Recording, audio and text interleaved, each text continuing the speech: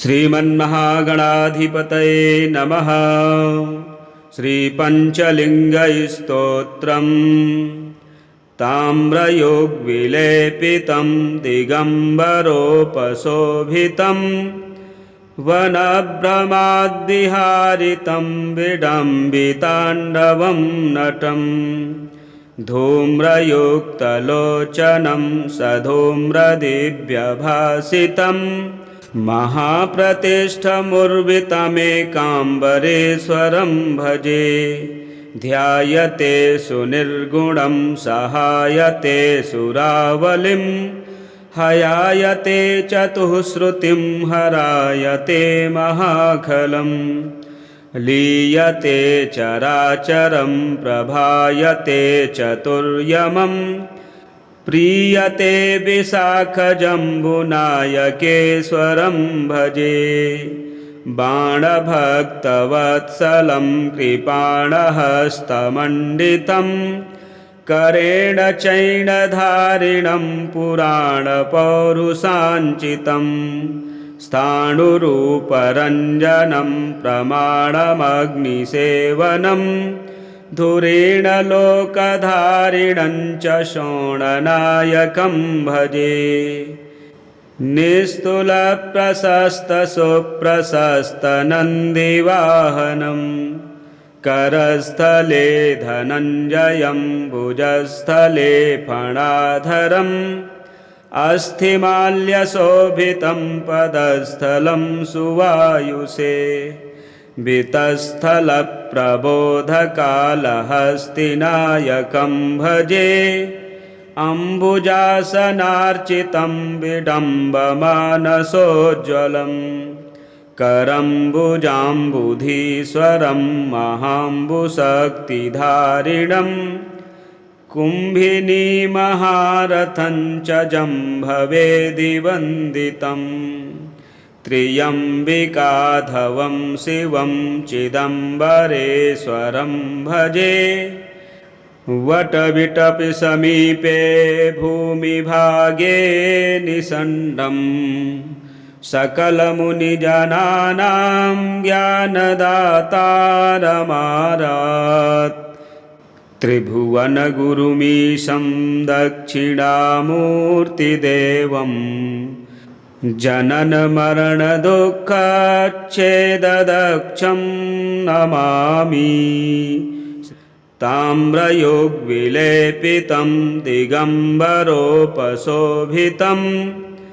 वनभ्रमाद्विहारितं विडम्बिताण्डवं नटं धूम्रयुक्तलोचनं सधूम्रदिव्यभासितं महाप्रतिष्ठमुर्वितमेकाम्बरेश्वरं भजे।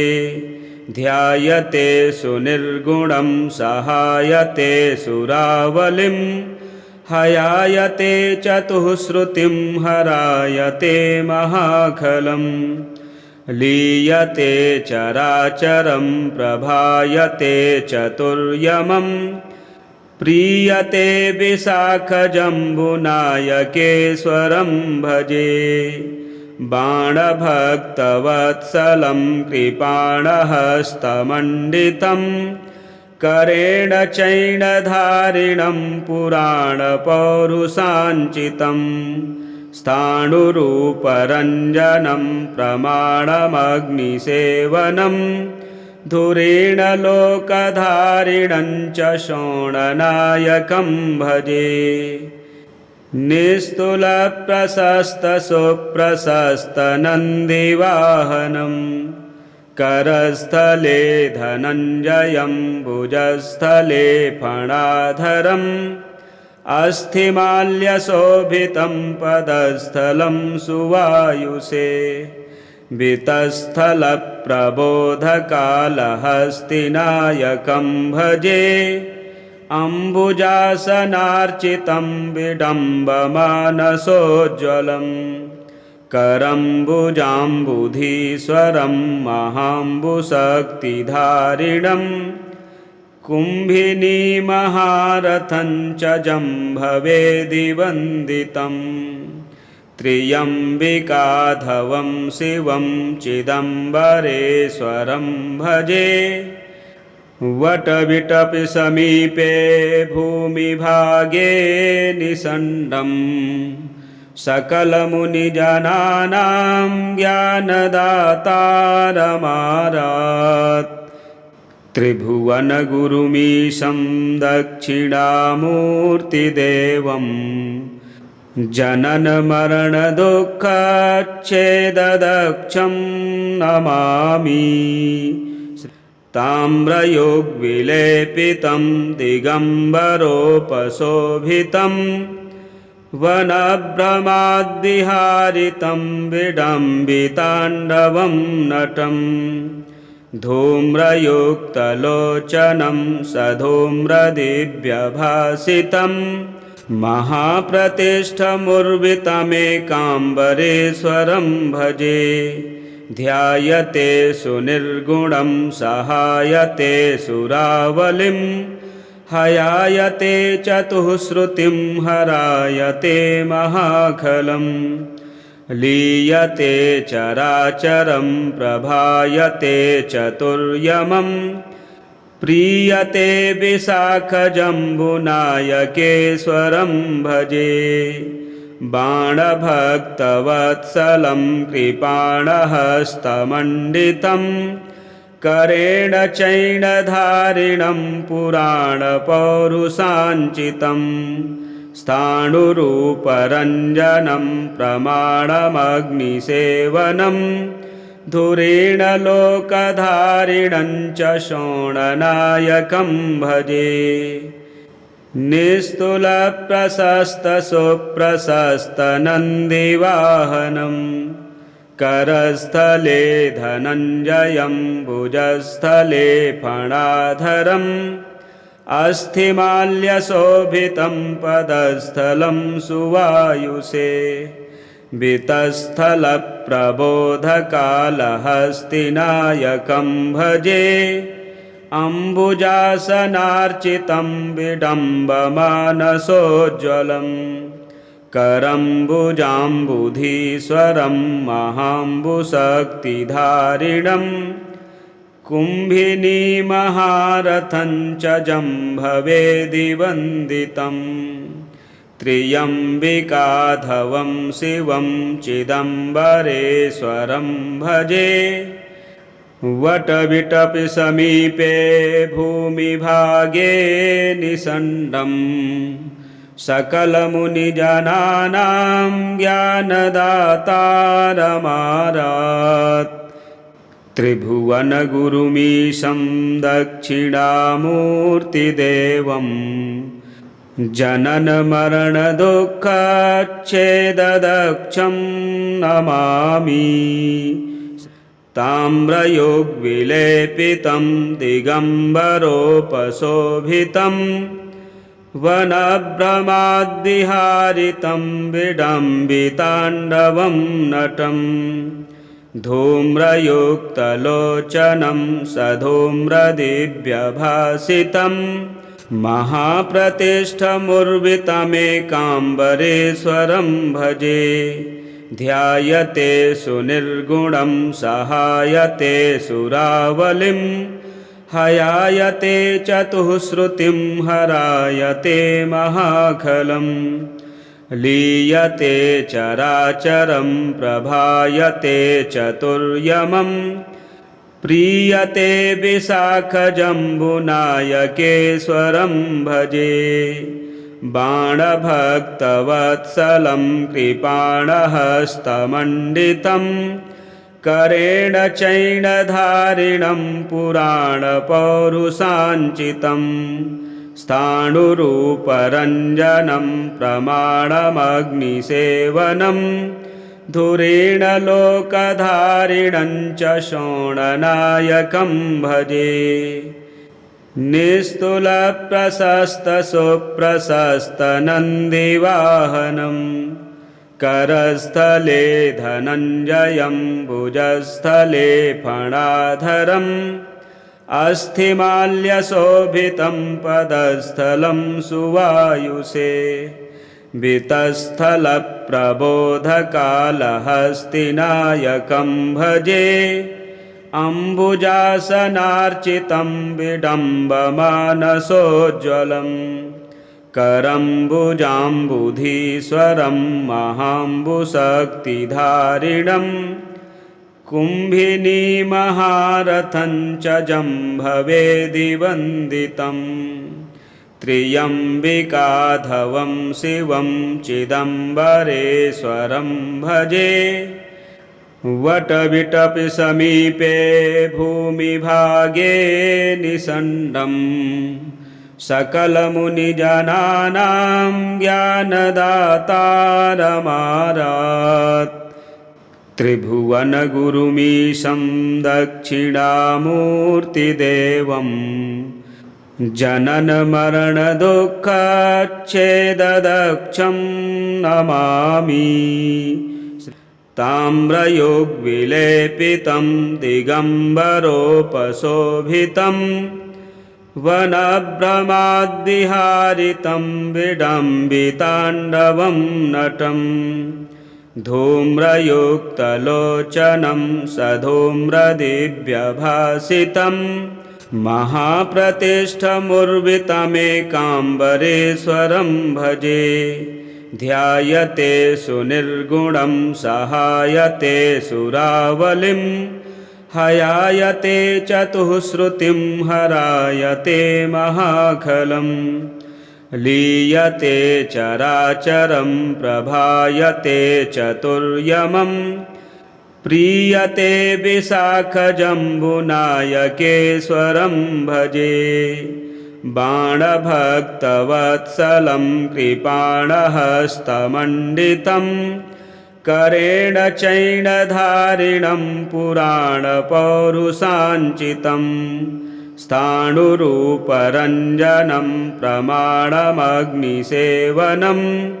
धुरेण लोकधारिणं च शोणनायकं भजे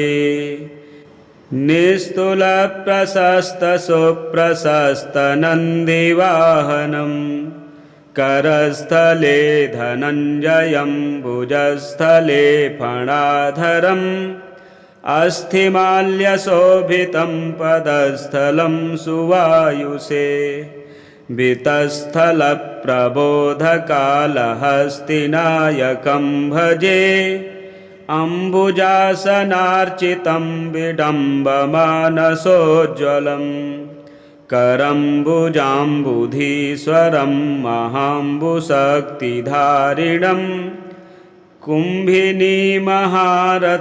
च जम्भवेदिवन्दितं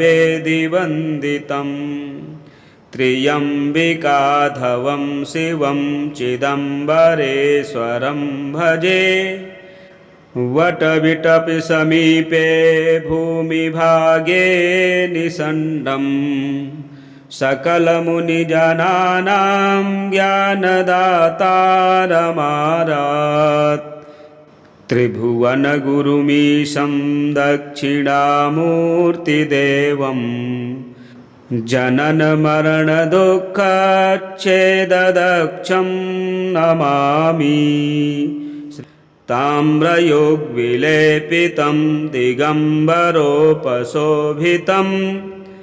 वनभ्रमाद्विहारितं विडम्बिताण्डवं नटं धूम्रयुक्तलोचनं सधूम्रदिव्यभासितं महाप्रतिष्ठमुर्वितमेकाम्बरेश्वरं भजे ध्यायते सुनिर्गुणं सहायते सुरावलिं हयायते चतुःश्रुतिं हरायते महाखलं लीयते चराचरं प्रभायते चतुर्यमं प्रीयते विशाखजम्बुनायकेश्वरं भजे बाणभक्तवत्सलं कृपाणहस्तमण्डितं करेण चैणधारिणं पुराणपौरुषाञ्चितं स्थाणुरूपरञ्जनं प्रमाणमग्निसेवनं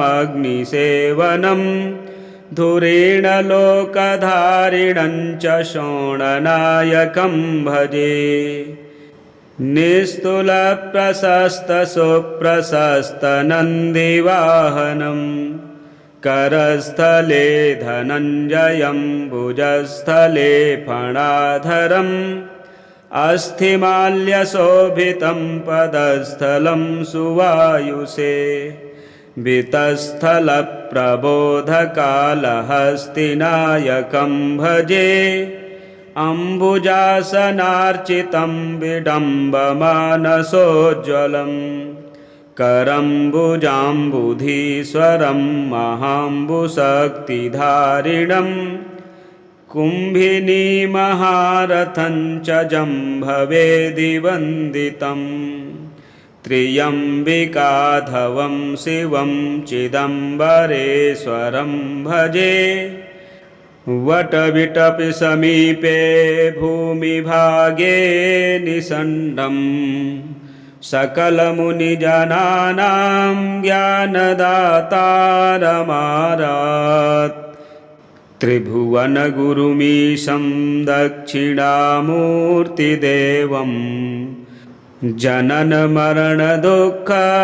जननमरणदुःखच्छेददक्षं नमामि ताम्रयोग्विलेपितं दिगम्बरोपशोभितं वनभ्रमाद्विहारितं विडम्बिताण्डवं नटम् धूम्रयुक्तलोचनं सधूम्रदिव्यभासितं महाप्रतिष्ठमुर्वितमेकाम्बरेश्वरं भजे ध्यायते सुनिर्गुणं सहायते सुरावलिं हयायते चतुःश्रुतिं हरायते महाखलम् लीयते चराचरं प्रभायते चतुर्यमं प्रीयते विशाखजम्बुनायकेश्वरं भजे बाणभक्तवत्सलं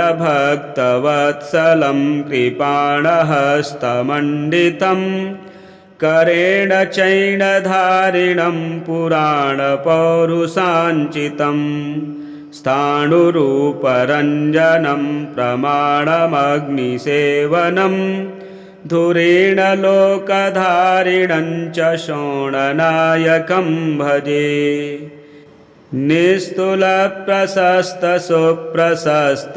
निस्तुलप्रशस्तसुप्रशस्तनन्दिवाहनं करस्थले धनञ्जयं भुजस्थले फणाधरम् अस्थिमाल्यशोभितं पदस्थलं सुवायुषे वितस्थलप्रबोधकालहस्तिनायकं भजे अम्बुजासनार्चितं विडम्बमानसोज्ज्वलं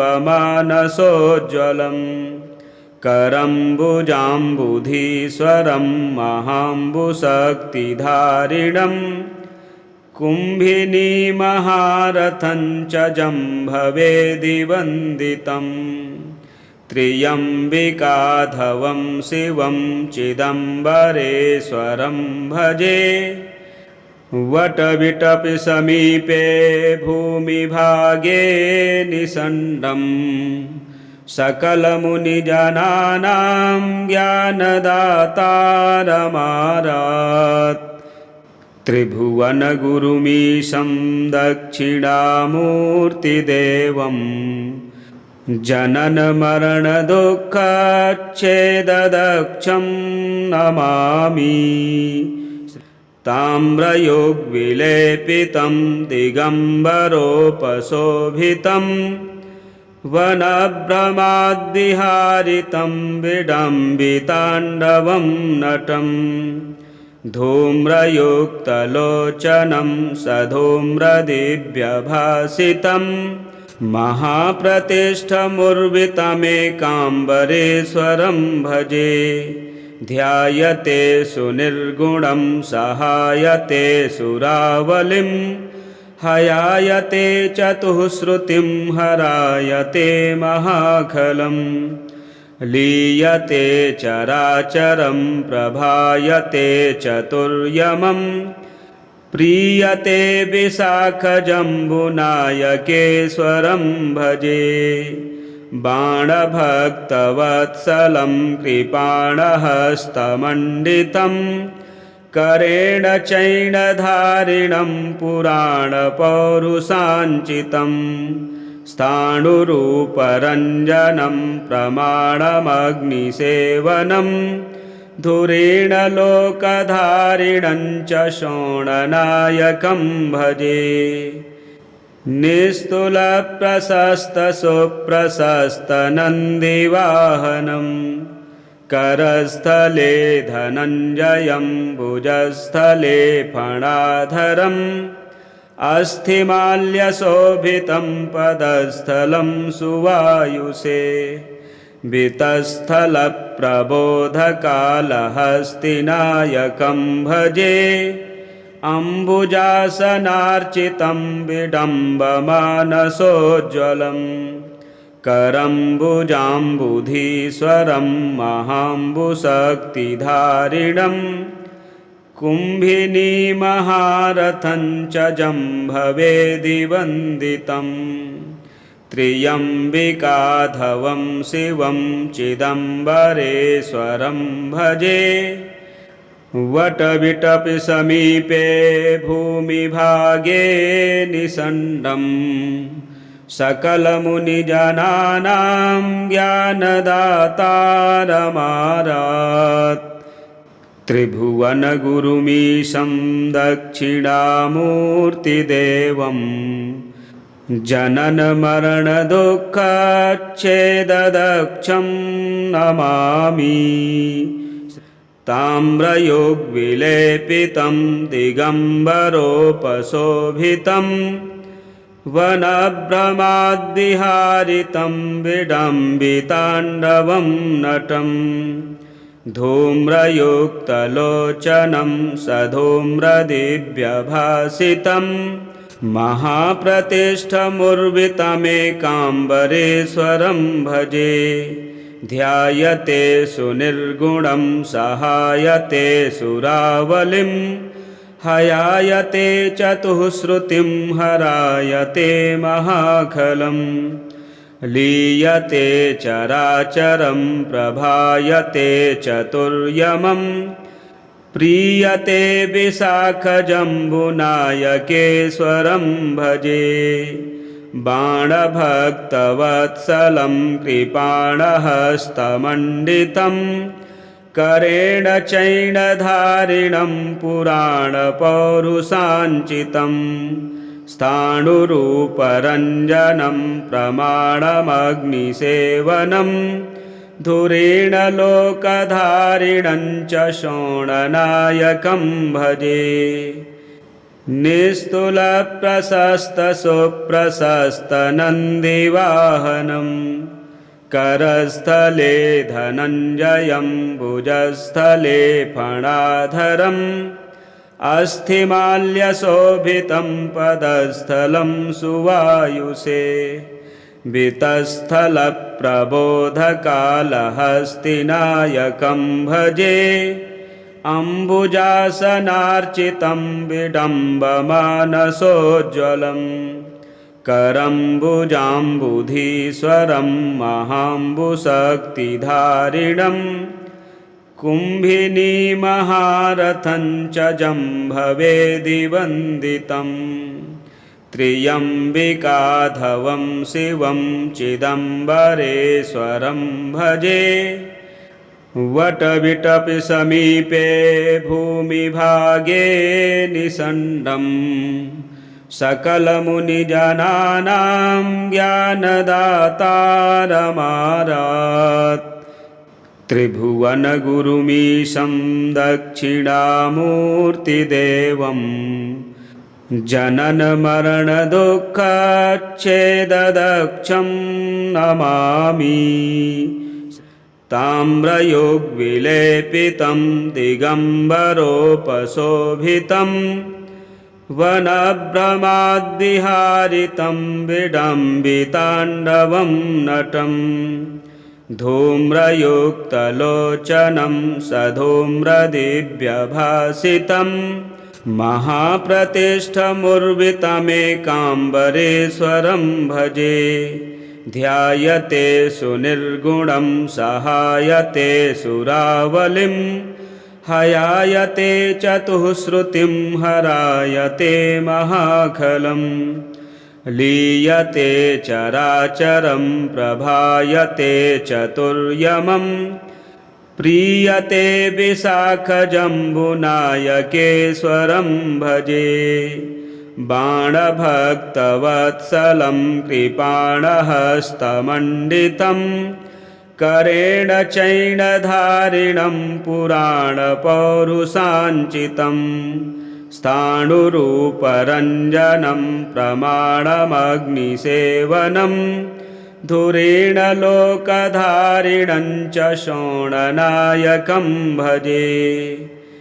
निस्तुलप्रशस्तसुप्रशस्तनन्दिवाहनं करस्थले धनञ्जयं भुजस्थले फणाधरम् अस्थिमाल्यशोभितं पदस्थलं सुवायुषे वितस्थलप्रबोधकालहस्तिनायकं भजे।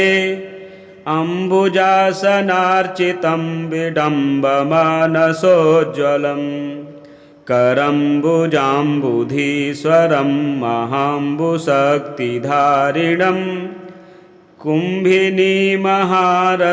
च जम्भवेदिवन्दितं त्र्यम्बिकाधवं शिवं चिदम्बरेश्वरं भजे।